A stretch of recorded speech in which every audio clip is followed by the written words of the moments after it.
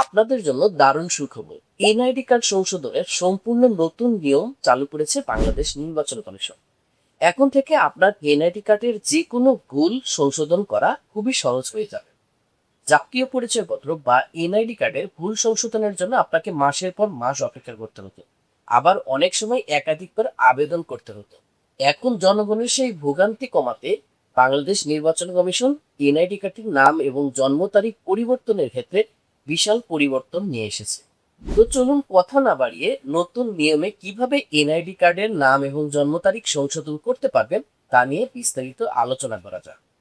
মূল ভিডিও শুরু করার আগে আপনার কাছে ছোট্ট রিকোয়েস্ট, যদি আমার চ্যানেলে এখন পর্যন্ত সাবস্ক্রাইব না করে থাকেন অনুরোধ করবো অবশ্যই চ্যানেলটি সাবস্ক্রাইব করবেন এবং ভিডিওটি ভালো লাগলে অবশ্যই ভিডিওতে একটি লাইক দিবেন। আপনার মূল্যবান মতামত অবশ্যই কমেন্ট বক্সে কমেন্ট করে যাবে।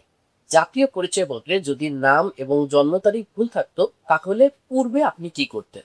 পূর্বে হচ্ছে যে অনলাইনে আবেদন করতেন অথবা অফিসে গিয়ে আপনি আবেদন করতেন।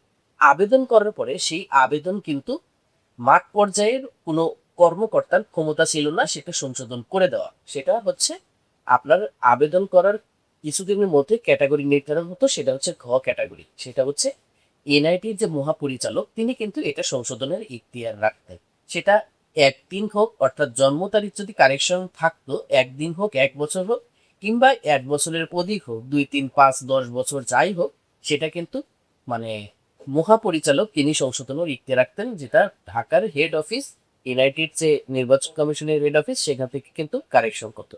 আর এই কারেকশনের জন্য আপনাকে বিভিন্ন কাগজপত্র দিতে হতো, সার্টিফিকেট, তারপর জন্ম নিবন্ধন, আদার্স আরো অনেক পেপারস দিয়ে আপনি আবেদন করতেন।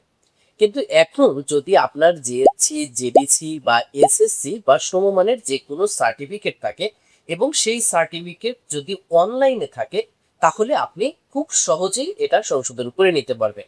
অর্থাৎ আপনার যদি ভুল হয়ে থাকে এনআইডি কার্ডের নাম এবং জন্ম তারিখ, এবং আপনার যদি সার্টিফিকেট থাকে জেএসসি, জেবিসি অথবা এসএসসি সমমানের যে কোনো সার্টিফিকেট যদি আপনি থাকে, আপনি আবেদন করার সাথে সাথে সেটা মাঠ পর্যায়ের যে কর্মকর্তা তারাই কিন্তু সেটা সংশোধন করে দিবে। অর্থাৎ উপজেলা কর্মকর্তা, তারপর জেলা নির্বাচন কর্মকর্তা, আঞ্চলিক নির্বাচন কর্মকর্তা, এরাই কিন্তু ক্যাটাগরি ভেদে আপনার এনআইডি কার্ডটা খুব সহজেই কিন্তু তারা সার্টিফিকেটে যদি অনলাইনে সার্চ করে পায় তাহলে কিন্তু কারেকশন করে দিবে, কোনো প্রকার হ্যাসেল ছাড়া, মানে ভোগান্তি আপনি পোহাতে হবে।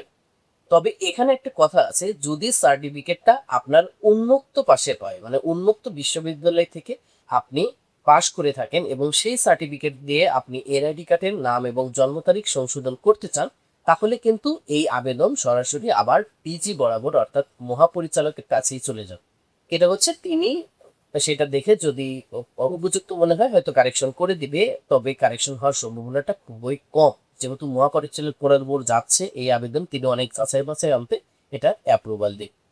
আরো একটি বিষয় হচ্ছে, আপনার এনআইডি কার্ডে যদি নাম, পিতার নাম, মাতার নাম সম্পূর্ণরূপে পরিবর্তন হয়, ধরুন যে আপনার নাম আব্দুল জব্বার, এখন চাচ্ছেন মোহাম্মদ রহিম শেখ, তাহলে কিন্তু পুরো পরিবর্তন, এরকম যদি পুরো পরিবর্তন, নিজের নাম, পিতা এবং মাতার নাম, এটা যদি পুরো পরিবর্তন হয় একসাথে, অর্থাৎ তিনটা অপশন, পিতা, মাতা এবং পিতা, মানে আপনার নাম যদি টোটালি পরিবর্তন হয়, তাহলে কিন্তু এটা মাঠ পর্যায়ে ইখতিয়ার রাখবেন।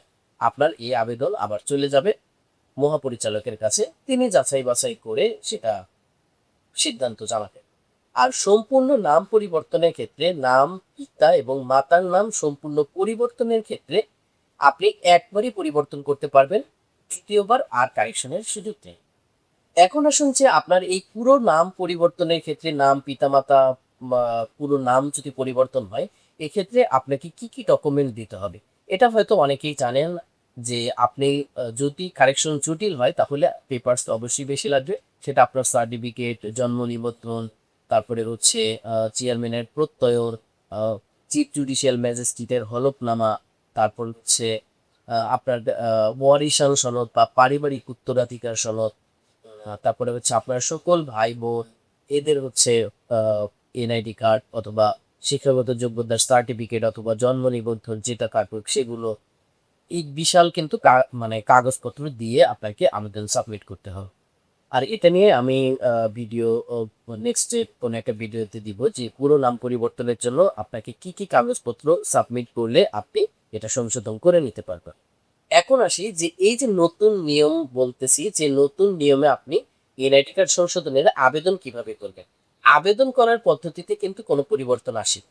আপনি পূর্বে যেভাবে এনআইডি কার্ডের সংশোধনের আবেদন করতো, যে অনলাইনে আপনি নিজে services.nidw.gov.bd এই ওয়েবসাইটে দিয়ে আপনাকে রেজিস্ট্রেশন করতে হবে। সেখানে ঢোকার পরে আপনি প্রোফাইল ক্রেডিট করে আপনি আবেদন করতে পারবেন।